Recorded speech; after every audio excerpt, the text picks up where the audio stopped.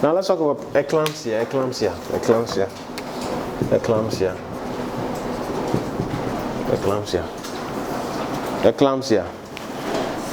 So eclampsia, we said that is defined as what? Pre-eclampsia with generalized tonic-clonic seizures. Okay. Pre-eclampsia with what? Generalized tonic-clonic seizures. Pre-eclampsia with generalized tonic-clonic seizures.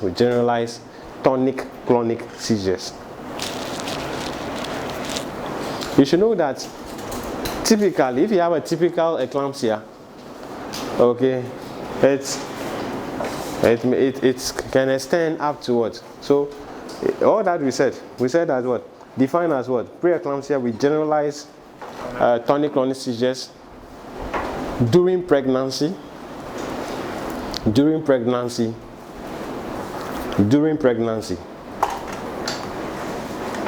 labor,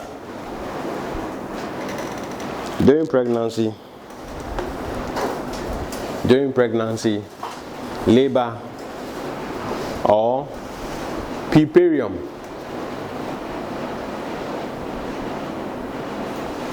Early puerperium. Into bracket, that is up to 7 days. Early puerperium. First 7 days, okay? Up to 7 days. Up to 7 days after birth.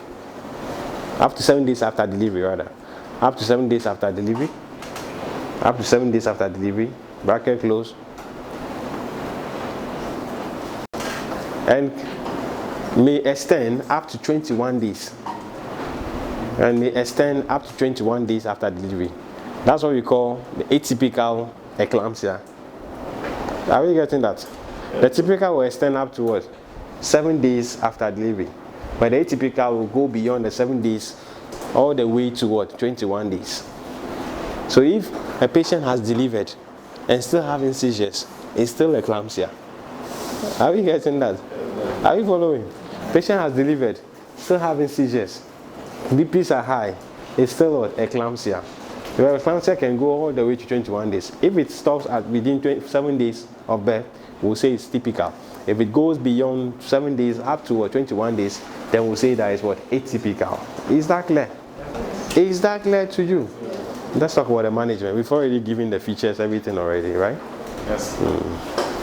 Management. So the management of eclampsia is similar to pre-eclampsia, but there are some things that we would have to look at, because here we are facing seizures, we are facing convulsion, fits. Okay, the patient may be foaming, the patient may be having confabulations. Okay, all right. Now, so this one we will admit, call for help and assign roles. Admit, call for help and assign roles. Admit, call for help and assign roles. Please, some of you, I know you. Everything you want to admit. Patient came with, let's say, patient came with uncomplicated malaria. Admit, assess airway, breathing. Why? You do that for emergencies. I mean, something that really is very important. Some people, that's their goal. Anything. If a patient comes, just minor cough, like a patient came, feeling dizzy, and he told you that I have not eaten the whole day.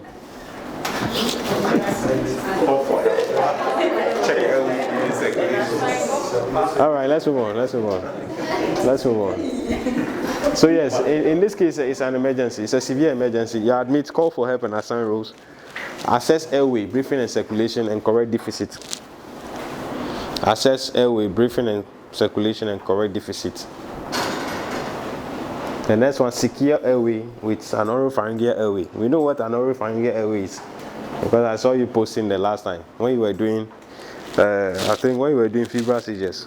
Yeah, or it's like C-shape. You put it over the tank. Okay, it is to perform two functions: to prevent what? The tank from rolling back, to occlude the airway, and also to what? Ensure the airway is patent. Okay.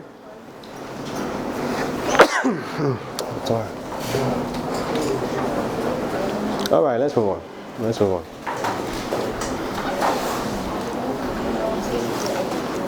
So yes, secure airway. Secure the airway with what? Oropharyngeal airway. Secure airway with what? Oropharyngeal airway.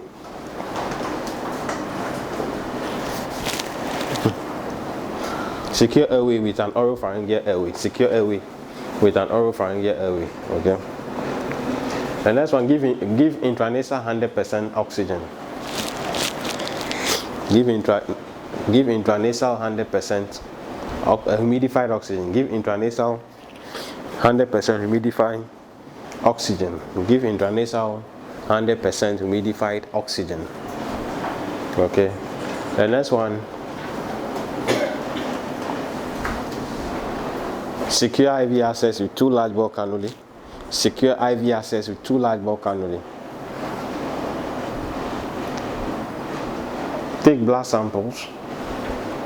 All the investigations that we did for pre-eclampsia, you will do it here. So take blood sample for full blood count, BU and creatinine, liver function test, serum uric acid, clotting profile, group and cross match against 2 units of blood,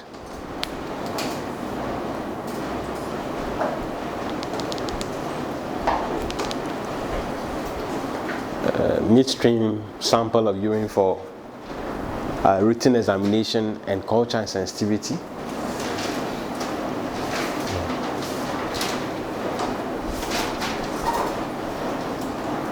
Urine albumins. We said urine albumins. The next thing we're doing is preload the circulation. Preload the circulation.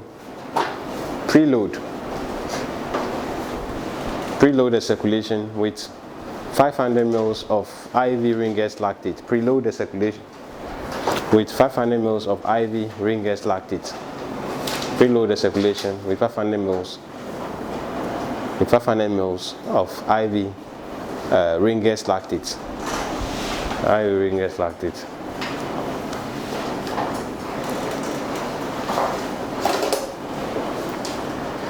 So the next thing is give max of it using the preacher regimen. That one won't comment again because we've already handled that.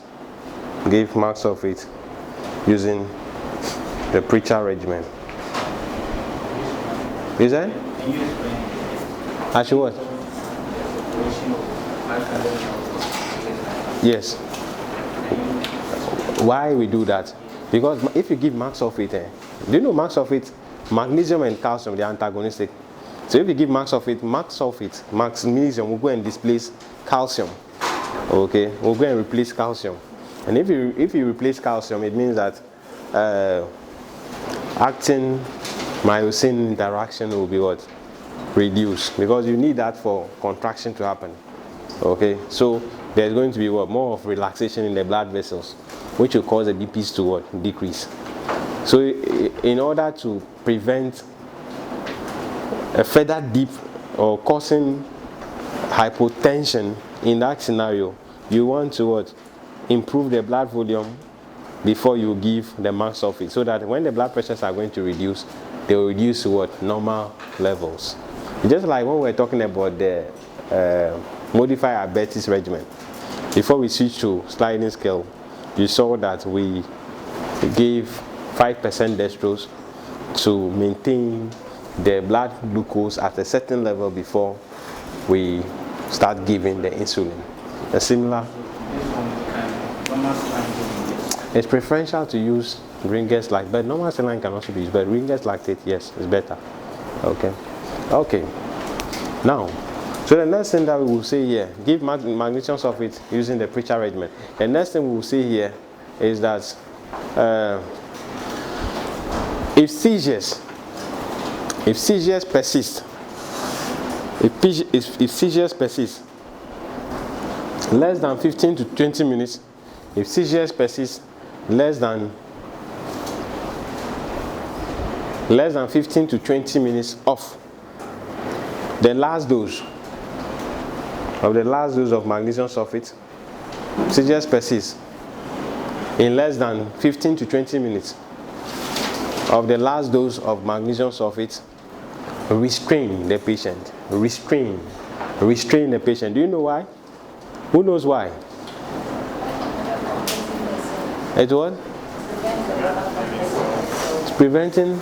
No. Why don't we give another dose? But rather we are restraining the patient. Yes. To what? Excellent. So you want to what? Prevent max sulfate toxicity. Because if you give not long ago, you are giving again, the dosage, the bioavailability of the drug will be in excess. Exactly. Okay. And that's it. If seizures persist after 20 minutes, seizures persist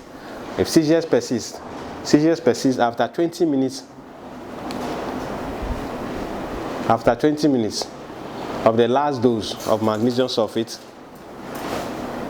give 10 mils of 20%, that is 2 grams, max sulfate IV, slowly.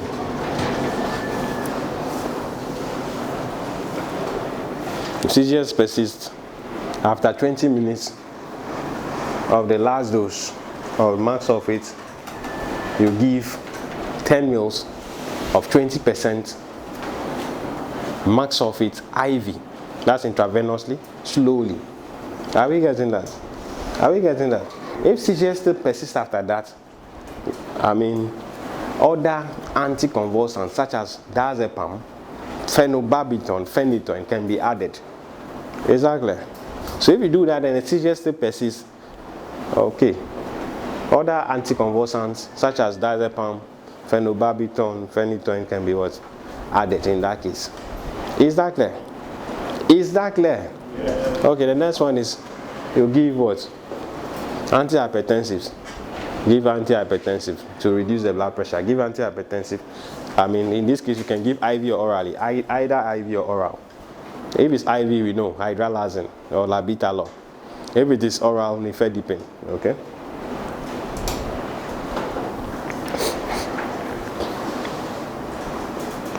And switch to oral antihypertensive.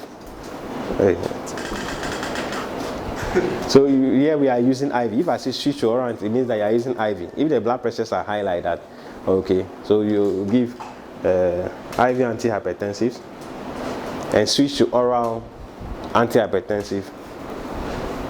If blood pressures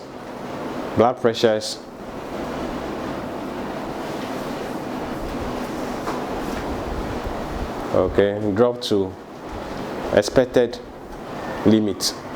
If blood pressures drop to expected limits, okay, that's fine.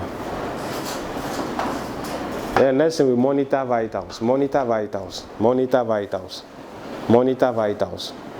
know the vitals they are monitoring, right? So with vitals, maternal blood pressure, pulse, respiratory rate, temperature, urine output. Since you are giving max sulfate, we are supposed to be monitoring what? Yes, the tendon reflexes, the deep tendon reflexes. Then also fetal heart rate. Fetal heart rate, very, very important. Okay, fetal heart rate. And next thing is deliver immediately. And mostly, you can put into brackets within 6 to 8 hours. Okay, deliver immediately within 6 to 8 hours. Okay. So in this case, that's a threshold. But as soon as possible, it should deliver. But it should not go beyond 6 to 8 hours. Okay. Are we getting that? Deliver immediately. Okay, within 6 to 8 hours. Vaginally or via CS based on indications. So I said vaginally, if the cervix is ripe, of course we proceed. If the cervix can be made right by using prostaglandin, prostaglandin E2 like prostin, yes, 3 milligram into the posterior fornix of the vagina, yes, that can be done. And always remember, if you are going to deliver vaginally, you should shorten the second stage of labor by using what? Forceps or vacuum extraction. Remember that. Is that clear? Is that clear? Yeah. And you should know, yes, so that's where you end the management. But you should know that even after delivery, okay, in a case like this, the patient should not be rushed to the postnatal ward. Patient should be left in the the labor ward for at least 4 hours going, okay, so that she can be monitored for some time. After that, she'll be transferred to the lying-in ward where monitoring will still continue. Exactly. Okay. And this patient, before they are discharged, labs, the PET labs should be repeated again to ensure that they are now within the norm before they are discharged. And pre-eclamptic patient, severe pre-eclamptic patient and eclampsia patient, they should be reviewed after 1 to 2 weeks. After 1 to 2 weeks that you discharge them, they should be reviewed. Exactly. So it means that the review will be in 1 to 2 weeks after discharge, and they should go home on the oral antihypertensives. Exactly. But again, if the blood pressure, because we are talking about pre-eclampsia, eclampsia, if the blood pressure resolves within the prepubertal period, they should definitely be, the doses to be lowered and probably off the, because we said that the optimal cure of pre-eclampsia is what? Delivery. So if we deliver, we expect the blood pressures to go, but they will not go down immediately. So the patient may be still on the what? The oral antihypertensive for some time. But most of the time, patients like this, if we don't take care, they go on to develop chronic hypertension itself.